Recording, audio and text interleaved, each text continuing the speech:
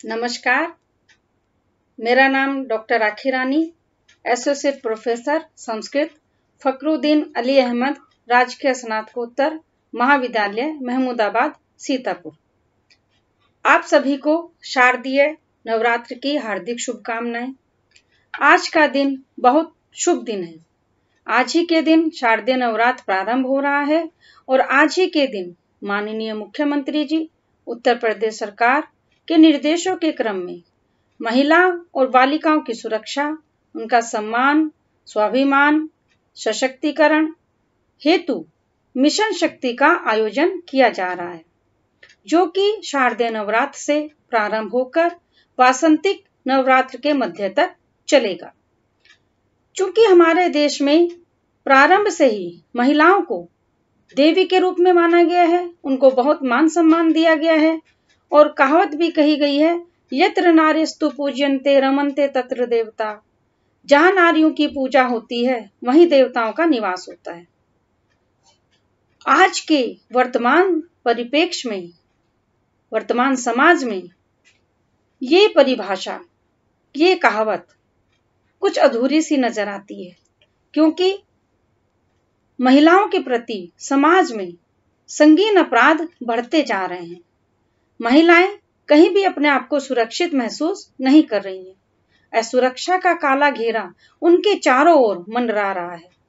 इसी असुरक्षा के घेरों को कम करने के लिए, उनको सुरक्षा प्रदान करने के लिए, उनको न्याय देने के लिए, उनको का स्वाभिमान बनाए रखने के लिए माननीय मुख्यमंत्री जी द्वारा इस मिशन शक्ति अभियान का आयोजन किया गया है, जो कि आज के समाज में महिलाओं के आगे बढ़ने के लिए बहुत जरूरी है। अब हम बात करते हैं इसके सिद्धांत की। महिलाओं और बालिकाओं की सुरक्षा, उनकी गरिमा का सम्मान, स्वावलंबन, उनकी पहचान की गोपनीयता को बनाए रखना, चाहे वह किसी भी धर्म, लिंग या जाति से संबंधित हो। हमें समाज में उनको समानतापूर्ण वातावरण प्रदान करना है, तभी इस मिशन को पूरा किया जा सकता है और यही इस मिशन का सिद्धांत है। आइए चलें अब बात करें इसके उद्देश्यों की। इसके कौन कौन से उद्देश्य हैं, किन उद्देश्यों को रखकर ये मिशन शक्ति अभियान बनाया गया है। इसके 4 उद्देश्य हैं। सबसे पहले, महिलाओं और बालिकाओं के प्रति समाज में जो भी अपराध बढ़ रहे हैं, उन अपराधों के विरुद्ध तुरंत कार्रवाई करना, इसका पहला उद्देश्य है। दूसरा उद्देश्य, महिलाओं और बालिकाओं के प्रति जो भी संगीन अपराध हुए हैं और उन अपराधों से संबंधित हमारे संविधान में जो कानून बनाए गए हैं, उन कानूनों के का प्रचार प्रसार करना ही इसका दूसरा उद्देश्य है। महिलाओं और बालिकाओं के प्रति अपराधों की रोकथाम करना इसका तीसरा उद्देश्य है। और इसका चौथा उद्देश्य है महिलाओं और बालिकाओं को सुरक्षा प्रदान करने के लिए विभिन्न विभागों में समन्वय स्थापित करना तथा उन विभागों में कार्यरत अधिकारियों और कर्मचारियों को महिलाओं और बालिकाओं के मुद्दों से संवेदित करना। ये इस मिशन शक्ति के 4 उद्देश्य हैं। अब मिशन शक्ति के जो उद्देश्य बनाए गए हैं, उनको हम कैसे पूरा कर सकते हैं। वैसे तो मिशन शक्ति के विषय बहुत सारे हैं जिन पर चर्चा की जाएगी, परंतु मैं यहाँ पर एक विषय पर चर्चा करूंगी जो हमारे समाज में एक खाई के रूप में घर कर गया है। वो है लैंगिक या जेंडर असमानता। हमारा समाज महिलाओं को कमतर आंकता है, क्योंकि हम पुरुष में और महिला में भेदभाव करते हैं। और इस मिशन शक्ति का उद्देश्य हम तभी पूरा कर सकते हैं जब हमारे समाज से ये जेंडर असमानता दूर हो।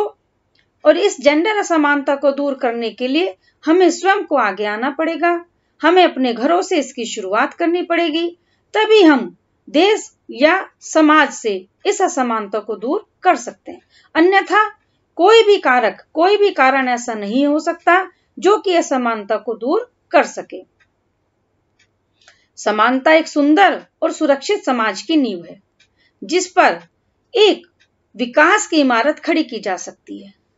जेंडर असमानता का अर्थ ही है कि समाज में महिला और पुरुष को समान अधिकार, समान दायित्व और समान अवसर प्राप्त हो, जिस कारण वो समाज में पुरुष के साथ कंधे से कंधा मिलाकर चल सके और अपने दायित्वों का, अपने अधिकारों का और अपने कर्तव्यों का निर्वहन कर सके। लेकिन हमारे समाज में ऐसा नहीं है। कहीं ना कहीं हम महिला को पुरुष से कम ही आंकते हैं। अब हम बात करते हैं कि जो जेंडर आधारित भूमिकाएं हम समाज में निभाते हैं वो प्राकृतिक हैं या सामाजिक हैं। प्रकृति ने स्त्री और पुरुष को शारीरिक संरचना के आधार पर अलग अलग बनाया है। जो प्रकृति ने शारीरिक संरचना बनाई है उसी आधार पर हम इसको प्राकृतिक कह सकते हैं, लेकिन यही प्राकृतिक भेदभाव हमारे सामाजिक भेदभाव में परिवर्तित हो जाता है। देखने को मिलता है कि जो समाज में स्त्री और पुरुष का शारीरिक बनावट का भेद है वही अंतर है केवल, और कोई अंतर नहीं है दोनों में। और इसी अंतर के आधार पर हम पुरुष में और स्त्रियों में एक बहुत बड़ा अंतर करने लगते हैं। इससे समाज में उनको कम शक्ति, कम ज्ञानवान, कम विचारवान इस तरह का समझा जाता है।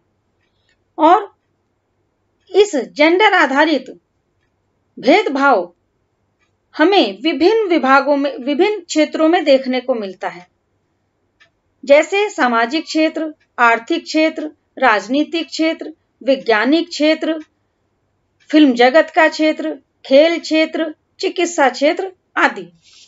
ये प्रमुख क्षेत्र हैं। अब हम समझेंगे कि जेंडर असमानता का अर्थ क्या है, यह हम जानने की कोशिश करेंगे। जेंडर असमानता का अर्थ है लैंगिक आधार पर महिलाओं के साथ भेदभाव करना। सामाजिक रूप से इसी भेदभाव के कारण उन्हें प्रत्येक क्षेत्र में कमजोर समझा जाता है। हालांकि महिलाएं किसी भी क्षेत्र में पुरुषों से कमजोर नहीं हैं। वे आज अपनी क्षमता के आधार पर, अपनी योग्यता के आधार पर और अपने बुद्धि के आधार पर पुरुषों के साथ मिलकर काम कर रही हैं और उन्हीं के समान काम करती हैं।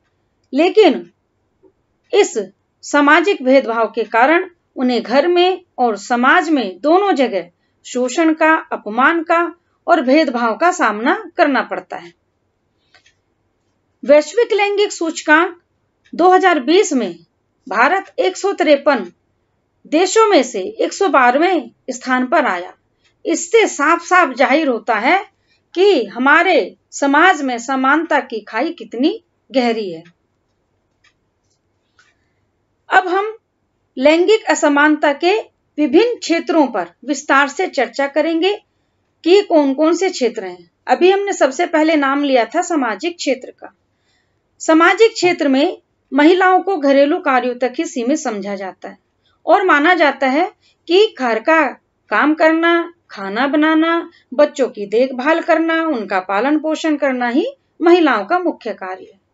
बाहर के काम से, राजनीति से उनका कोई सरोकार नहीं है और वो बाहर के कार्य उतनी मुस्तैदी से नहीं कर सकती जितना कि पुरुष कर सकते हैं। इसी कारण से बचपन से उन्हें कमजोर बना दिया जाता है। यहाँ तक कि लड़कियों का खान पान, उनके खिलौने, उनके कपड़े, उनकी शिक्षा, इन सभी में भी अंतर किया जाता है। महिला को केवल महिला होने के नाते ही समाज में भेदभाव किया जाता है कि ये तो महिला है, ये काम नहीं कर सकती, ये काम तो पुरुषों का है, या पुरुष ही इस काम को बहुत अच्छी तरीके से कर सकते हैं। इसी कारण हमारे समाज में पुरुष को ऊंचा और महिला को कमतर आंका जाता है। हालांकि हमारे देश के संविधान ने पुरुष और महिला दोनों को समान नागरिक का दर्जा दिया है, फिर भी हम इस क्षेत्र में बहुत पिछड़े हुए हैं। अब हम बात करते हैं आर्थिक क्षेत्र की। आर्थिक क्षेत्र में भी हमें महिला और पुरुष में अंतर साफ साफ दिखाई देता है। पुरुषों की अपेक्षा महिलाओं को पारिश्रमिक कम दिया जाता है, चाहे वो घरेलू उद्योग के कार्य है, चाहे वो औद्योगिक क्षेत्र के अंतर्गत वो काम करती हैं। लोग बनी बनाई मान्यताओं के आधार पर ही बात करते हैं और उन्होंने मान लिया है, उनकी सोच में ये बैठ गया है कि ये महिला है, ये कम मेहनत करती है, ये पुरुष की अपेक्षा कम काम करती है, इसको मेहनताना भी कम ही मिलना चाहिए और उसको दिया भी जाता है। हालांकि समाज में महिलाओं के प्रति इस क्षेत्र में सोच धीरे धीरे बदल रही है, लेकिन ये सोच बहुत ही लोगों तक सीमित है, इसीलिए इसके संपूर्ण बदलाव में अभी समय लगेगा। अब हम बात करते हैं राजनीति के क्षेत्र की। राजनीतिक क्षेत्र में भी महिलाओं को पुरुषों की अपेक्षा कम महत्व के पदों पर तैनाती मिलती है। लोकतांत्रिक होते हुए भी हमारे देश में समानता को दावा तो किया जाता है, लेकिन उन्हें समान पद नहीं दिए जाते हैं और इस क्षेत्र में महिलाओं की भागीदारी अपेक्षा के अनुरूप नहीं है। आइए बात करते हैं विज्ञान के क्षेत्र की। हालांकि अब लड़कियों को पढ़ने के लिए बहुत मौके भी दिए जा रहे हैं, सरकार भी उनके लिए नई नई योजनाएं बना रही है, उनकी पढ़ाई का खर्चा भी सरकार उठाती है, किताबें, कपड़े आदि, जिससे माँ बाप के ऊपर वो बर्डन न बन सके। फिर भी महिलाओं का प्रवेश विज्ञान के क्षेत्र में या तो मुश्किल से होता है, अगर हो भी जाता है तो उन्हें कम महत्व के प्रोजेक्ट दिए जाते हैं। अगर कोई महिला कोई किसी प्रोजेक्ट को पूरा करती भी है तो उसको उतना महत्व नहीं दिया जाता है। यह विडंबना ही है। हम मिसाइल मैन के नाम से प्रसिद्ध स्वर्गीय डॉक्टर एपीजे अब्दुल कलाम जी के नाम से तो सभी परिचित हैं, लेकिन missile women of India Tessy Thomas के नाम से कोई भी परिचित नहीं है। यही विडंबना सभी क्षेत्रों में दिखाई देती है। अब आइए मनोरंजन के क्षेत्र, फिल्मी जगत की बात करते हैं। मनोरंजन के क्षेत्र में या फिल्मी जगत में भी अभिनेत्रियों को पुरुष अभिनेताओं की अपेक्षा कम पारिश्रमिक दिया जाता है, उनके साथ भेदभाव किया जाता है और उनको कमतर आंका जाता है। इसी तरह से खेल जगत में भी है। खेल जगत में मिलने वाले पुरस्कार की राशि भी पुरुष खिलाड़ियों की अपेक्षा महिलाओं को कम ही मिलती है और महिलाओं के खेलों का प्रसारण पुरुष के खेलों के प्रसारण की अपेक्षा कम ही होता है, चाहे वो कबड्डी है, खो खो है, क्रिकेट है, हॉकी है, बैडमिंटन है, कोई भी खेल, उनके खेलों का प्रदर्शन उतना नहीं होता है जितना कि पुरुष के खेलों का प्रदर्शन किया जाता है। इसी तरह से न्याय के क्षेत्र में भी, न्याय के क्षेत्र में महिलाएं संख्या की अपेक्षा बहुत ही कम हैं। जितने पुरुष वकील हैं, जितने पुरुष बड़े बड़े ओहदों पर बैठे हुए हैं, हमारे समाज में महिलाएं उच्च पदों पर आसीन नहीं हैं। अब ये तो बात हुई कि किन किन क्षेत्रों में असमानता है। अब थोड़ी चर्चा हम इसके कारणों पर करेंगे कि ये समानता हमारे समाज में क्यों है, किस कारण से इतनी असमानता हर क्षेत्र में महिला के साथ की जाती है। इसके बहुत सारे कारण हैं। पहला कारण तो हम स्वयं ही हैं, क्योंकि हम परंपरा से ही ये मानते आए हैं कि महिलाएं कमजोर हैं, कमजोर हैं, कमजोर हैं, उनके दिमाग में भर दिया जाता है और वो अपने आप को कमजोर समझने लगती है। जैसे बचपन में बालिकाओं को गुड्डा गुड़िया देते हैं, रसोई का सामान पकड़ा देते हैं खेलने के लिए, लेकिन बच्चों को वहीं बंदूक, क्रिकेट, बैट बल्ला आदि आदि खिलौने पकड़ा दिए जाते हैं। तो दोनों की मानसिकता में भी अंतर आ जाता है। साथ ही हमारा समाज भी पितृसत्तात्मक मानसिकता पर आधारित है। पितृसत्तात्मक मानसिकता का अर्थ है कि हमारे समाज में, हमारे घरों में जो भी निर्णय लिया जाता है वो अंतिम निर्णय पिता का ही होता है। हालांकि कुछ घरों में, पढ़े लिखे समाज में कुछ हद तक महिलाओं की भागीदारी भी ली जाती है, लेकिन अगर कुछ ऐसा लगता है कि ये महिला का निर्णय ठीक नहीं है तो पुरुष ही उस पर अंतिम निर्णय देता है। इसी तरह से पारिवारिक संपत्ति पर व्यवहारिक रूप से महिलाएं अपना हक नहीं जताती हैं। हालांकि इसके संबंध में हमारे संविधान ने पर्याप्त कानून बनाए हैं, फिर भी महिलाएं पितृपक्ष की संपत्ति पर अपना हक नहीं जताती हैं और वो कहीं तर पुरुषों से कमजोर बनी रहती हैं। वो अपना हक ले ही नहीं पाती हैं कि समाज क्या कहेगा, मायके वाले क्या कहेंगे, भाई क्या कहेगा, पिता क्या कहेंगे। इसी कारण से वो अपने हक से वंचित हो जाती हैं। इसी तरह से राजनीति स्तर पर भी पंचायती राज व्यवस्था को छोड़कर उच्च वैधानिक संस्थाओं में महिलाओं के लिए किसी भी प्रकार का कोई भी आरक्षण की व्यवस्था नहीं।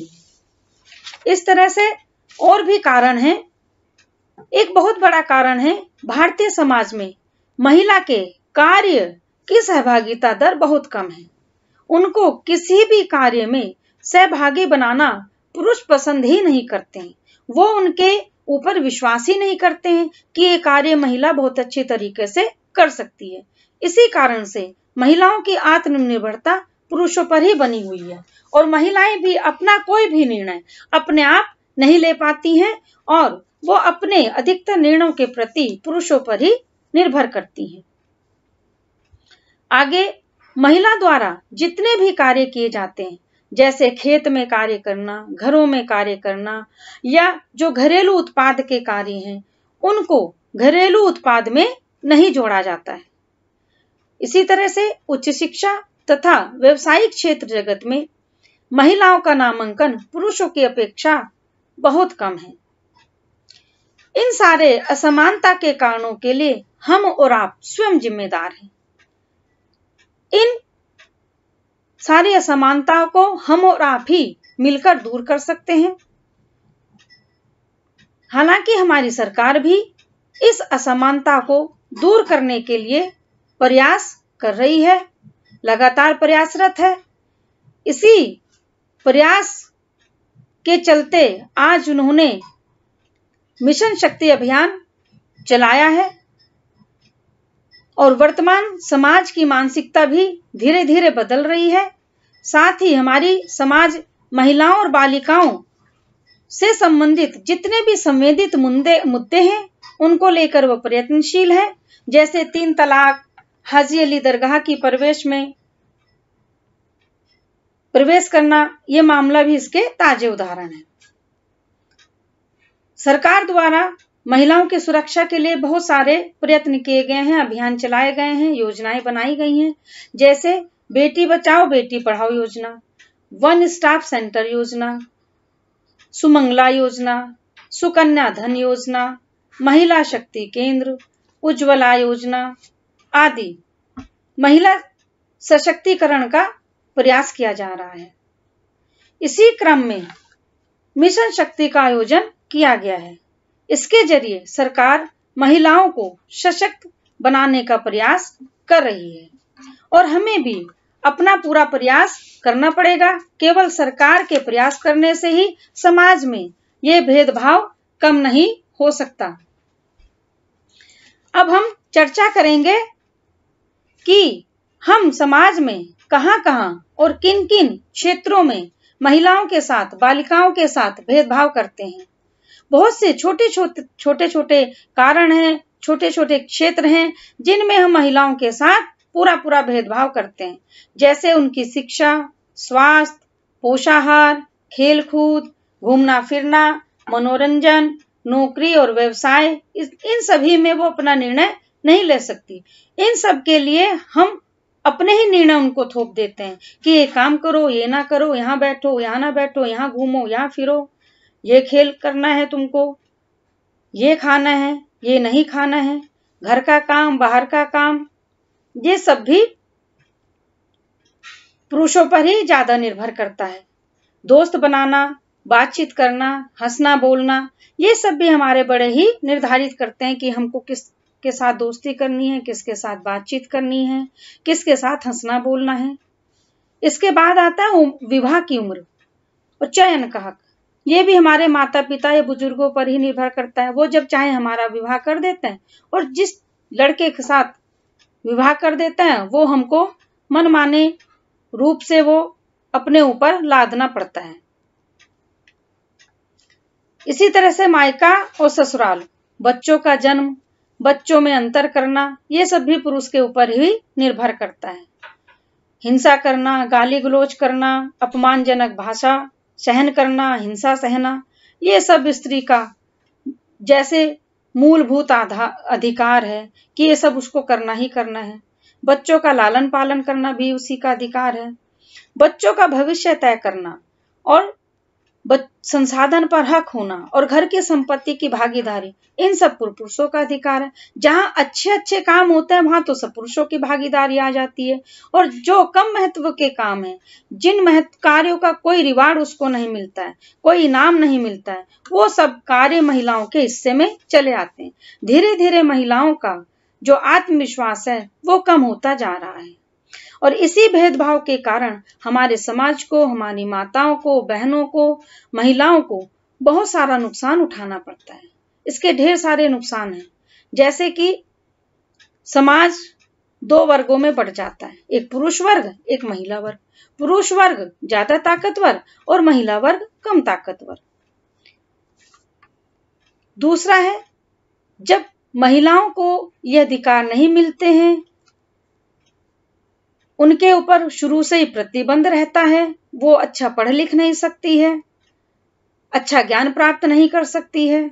इसी कारण से हमारी आबादी आधी पढ़ने लिखने से और आगे बढ़ने से भी वंचित रह जाती है, क्योंकि जिस घर की महिला जितनी पढ़ी लिखी होगी, ज्ञानवान होगी, उतना ही उस घर के बच्चे भी पढ़े लिखे होंगे और ज्ञानवान बनेंगे। हमारी बेटियों को, बहनों को इसी कारण से अपमान सहना पड़ता है, क्योंकि मायके में भी उनको वो मान सम्मान, वो सुरक्षा नहीं प्रदान होती और वही वो ससुराल में भी उनको नहीं मिलता है। जहां मायके वाले भी उनका हक छीन लेते हैं, वो दब्बू किस्म की हो जाती है, उसी तरह से ससुराल वाले भी उसका हक छीन लेते हैं और वह अपने हक की बात भी पुरजोरी के साथ नहीं कह पाती। इसी